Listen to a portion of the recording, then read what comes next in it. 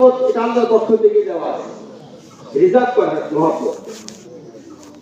এরপরে যদি দীর্ঘদিন দোয়ার পরে যদি হয়, বৃদ্ধ অবস্থায় যদি হয়, তার মহব্বত আরো একটু বেশি। কি বলেন? অন্যের তুলনায় আরো একটু বেশি। একটি মাত্র সন্তান ৮৬ বছর বয়সে পাওয়া মানে কি বিশাল ব্যাপার, বিশাল। এমনি যারা ৪, ৫, ৬, ৭, ৮, ১০টা বাচ্চা আছে, প্রত্যেক বাচ্চাকেই মহব্বত করে। দেখতে মনে হয় এতগুলি বাচ্চার মহব্বত নয়, এতগুলি বাচ্চা আরো ডবল হলে কোনো সমস্যা ছিল না, মহব্বতের করতে। কিন্তু যার জীবনে একটি বাচ্চা এবং তা অনেক তাবিজ কবজ পানি পড়ার পরে হয়, অনেক দোয়ার পরে যেটা হয়, তার মহব্বত আরো একটু বেশি।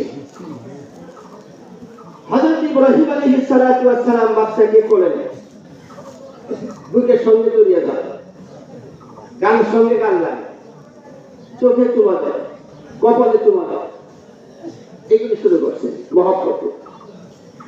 আল্লাহ তাআলা দেখলেন কি ব্যাপার, মহব্বত তো খুব বেশি জমে যাচ্ছে মনে হচ্ছে। ইনি তো খলিলুল্লাহ, কিন্তু সন্তানের সাথে বেশ মহব্বত।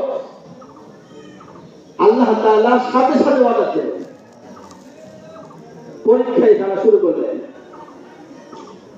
যে সন্তান আর সন্তানের মা দুজনকে দূরে রেখে আসতে হবে। এমন একটা জায়গায় যেখানে পানি নেই, দানা নেই, খাবারের ব্যবস্থা নেই, ছায়াদার কোনো গাছপালা কিচ্ছু নেই, মরুভূমি। জিজ্ঞাসা আসলেন, এসেই বললেন চলে এই যে উঠাচ্ছে, উঠে উপরে ওঠে, আপনার বাচ্চাকে উঠান, আপনার স্ত্রীকে উঠান, আপনি উঠে কোথায় চলে, রান্না পাকের হুকুম যেখানে সেখানে। উনি সাথে সাথে আত্মসমর্পণ করলেন। উনি জিজ্ঞাসা করলেন না কেন, আমি কি অপরাধ করলাম, এ কথা একবারও জিজ্ঞাসা করেন নাই।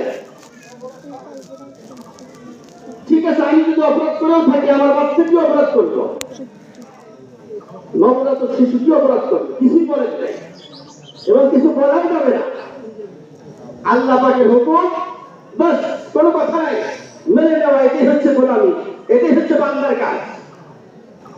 সম্মানিত উপস্থিতি, উনি মেনে নেবেন, রওনা দিলেন। সেই সিরিয়া থেকে মক্কা নগরীতে চলে গেলেন। সেই সময় মক্কা নগরীতে কোনো গাছপালা, মক্কা নগরীতে কোনো দোকানপাট ছিল না, বাজার ছিল না, কিছু ছিল না, ফাঁকা একটা জায়গা। যারা হজ করতে গেছেন তারা জানেন, মুনতাজিম আর মাকাম ইব্রাহিম, ইব্রাহিম আলাইহিস সালাম দুই পা এখানে আছে, এই দুই জায়গার মাঝখানে 10 ফিটের ভেতরে জমজমের কুয়া আছে। ওই জায়গায় জিবরাইল আলাইহিস সালাম বললেন সন্তানকে শোয়ায়, সন্তানকে শোয়ায় বলে বিবিকে নামান, বিবিকে নামানো হলো। জিবরাইল আলাইহিস সালাম বললেন চলে, কোনো কথা বলবেন না, আল্লাহর পক্ষ থেকে কথা বলা নিষেধ, আল্লাহু আকবার, কথা বলা নিষেধ, চলে। হযরত জিবরাইল আলাইহিস সালাম বললেন চলে। ইব্রাহিম আলাইহিস সালাম কোনো কথা বললেন না, ওনার সাথে রওনা 4 মাইল পর্যন্ত চলে আসেন।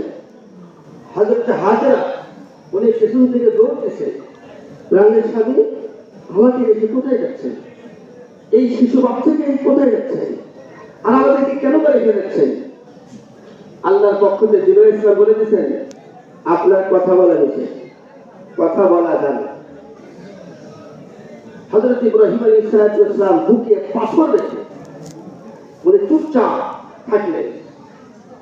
তৃতীয়বার হযরত হাজরা আলাইহিস সালাম বললেন আমারাকাল্লাহ, প্রাণের স্বামী আপনাকে আল্লাহ কি হুকুম করেছেন নাকি, আমাকে আর আপনার এই নবজাত শিশু বাচ্চাকে রেখে আপনি চলে যাচ্ছেন, এটা কি আল্লাহর হুকুম নাকি? হযরত জিবরাইল আলাইহিস ইশারা করলেন খবরদার, কথা বলা যাবে না। হযরত ইব্রাহিম আলাইহিস সালাম শুধু ইশারা দিয়ে বললেন হ্যাঁ, ইশারা দিয়ে বললেন আল্লাহর হুকুম। সাথে সাথে আল্লাহর বান্দী বলে ফেললেন ইদান লা ইউযায়্যুনা, প্রাণের স্বামী আপনি বাড়িতে চলে যান, সিরিয়াতে চলে যান, কোনো সমস্যা নেই। যদি আল্লাহর হুকুম হয়ে থাকে, ওই আল্লাহর হুকুম মানতে আমার কোনো দ্বিধা নাই। আর আল্লাহ আমাদেরকে ধ্বংস করবেন না। আল্লাহু আকবার। কি মান? আল্লাহ আমাদেরকে ধ্বংস করবেন না। আপনি নির্দ্বিধায় চলে যেতে পারেন। আল্লাহর বান্দি চলে আসলেন বাচ্চার নিকটে, তার খানা পানি সব ছেড়ে একটু চিন্তা করেন তো, ওই রাতটা কেমন ছিল, ওই রাতগুলি কেমন ছিল। পুকুরে কোনো ছাউনি নেই, গাছপালা নেই, ঘর বাড়ি নেই, মানুষজন নেই, আত্মীয় স্বজন নেই, কেউ নাই। ওই অবস্থাটা কেমন হতে পারে? একজন নারী, আমাদেরকে যদি হুকুম দেওয়া যায় চড়ার ভিতরে থাকতে হবে 40 দিন, কয়জন পারবো? ভাইরা আমার, আল্লাহর বান্দি শিশু বাচ্চাকে বাঁচানোর জন্য ওনার বুকের সুখ যখন শুকে গেল, পানির ব্যবস্থা নাই, পানি যখন শেষ হয়ে গেল, কি করবেন? বড় টেনশনে পড়ে গেছেন। যারা হজ করতে গেছেন আপনারা দেখছেন মাথাতে কি পরিমাণ গরম। তাহলে ওই সময় কোনো গাছ ছিল না, পানি হচ্ছিল না, কি পরিমাণ গরম ছিল। হযরত হাজরা উনি চিন্তা করলেন পানি কোথায় পাওয়া যাবে? পাহাড় দেখা যায়, এই পাহাড়ের নাম সাফা পাহাড়। বলে ওখানে দৌড় দিলেন, দৌড়ে গিয়ে দেখলেন যে পানি দেখা যায় কিনা, ওখানে পানি নেই। ওই সাফা পাহাড়ে উনি যে দৌড়তেছেন, সাফা পাহাড়ে উঠছে, আল্লাহর বান্দি এটা আল্লাহ এত পছন্দ করছেন, ওই পাহাড়কে আল্লাহ তাআলা লা ইলাহা ইল্লাল্লাহ এই দাওয়াতের সর্বপ্রথম মিশন ওখান থেকে শুরু হয়। আল্লাহ তাআলা কবুল করছেন। এরপরে মারওয়া পাহাড়ে দৌড়তেছেন, সাফা মারওয়া পাহাড়ে 7 চক্কর দিয়েছে। আল্লাহ তাআলা কবুল করছেন বিধায়, পছন্দ করছেন বিধায় সমস্ত হাজী সাহেবদের জন্য আল্লাহ তাআলা 7 চক্কর দেওয়া ওয়াজিব করে দিয়েছেন। সম্মানিত উপস্থিতি, 7ম চক্করে উনি মারওয়া পাহাড় থেকে দেখলেন একজন যুবক দেখা যায় বাচ্চার পাশে।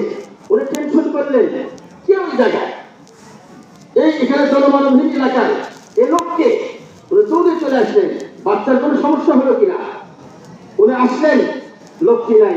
কি ব্যাপার, কে আসলো, কে চলে গেল, কোথায় গেল, কি হলো, উনি কিছুই বুঝতে পারলেন না। তবে এবার এসে দেখেন হযরত ইসমাঈল আলাইহিস সালাম যে জায়গায় পা দিয়ে গুতাইতেছিলেন, ওই পায়ের নিচে থেকে পানির ফোয়ারা জারি হয়ে গেছে।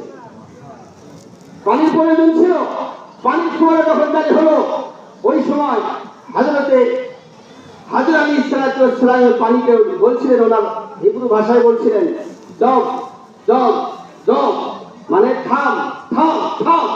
অর্থাৎ উনি পাথর দিয়ে ব্যারিকেড দিচ্ছিলেন আর বলতেছিলেন জম জম জম। এরপর থেকে পানির নামি হয়েছে জমজম। সম্মানিত উপস্থিতি, পানির ভিতরে আল্লাহ তাআলা এমন শক্তি দান করলেন, ওই পানির ভিতরে ক্ষুধা নিবারণের শক্তি আল্লাহ দান করেছেন, পিপাসা নিবারণের শক্তি আল্লাহ দান করেছেন। বিজ্ঞানীদের গবেষণা, জার্মানির বিজ্ঞানীরা গবেষণা করছে 40 বছর।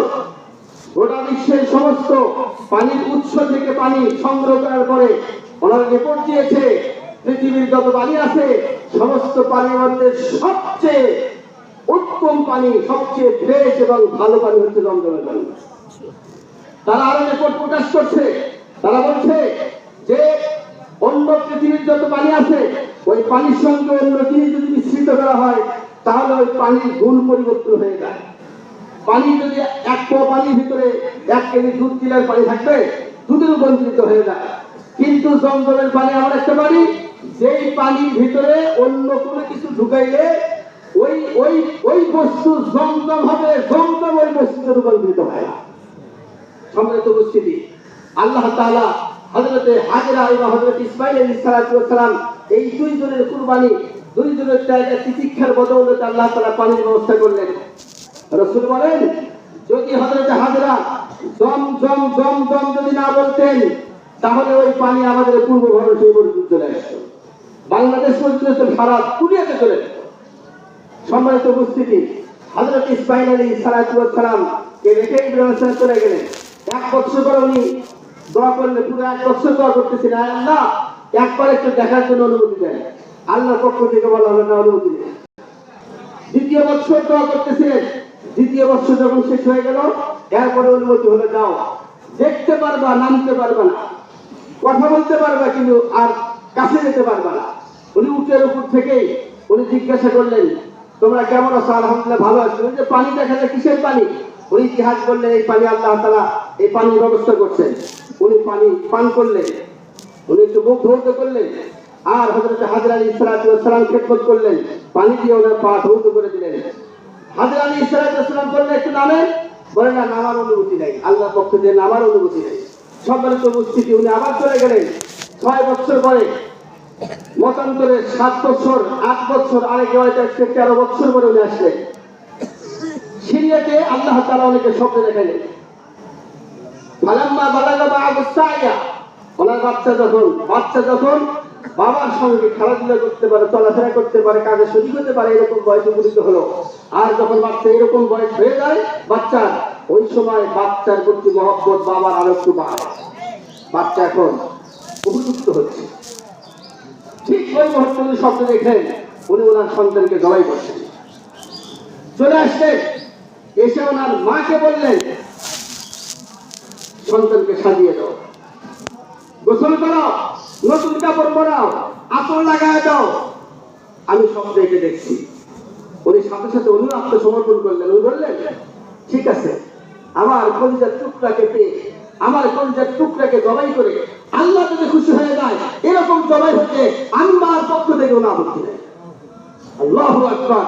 এরপরে উনি গোসল করাইলেন, তেল তুলে দিলেন, এরপরে আতর রেখে দিলেন, এরপরে উনি বুকের সঙ্গে জড়িয়ে ধরে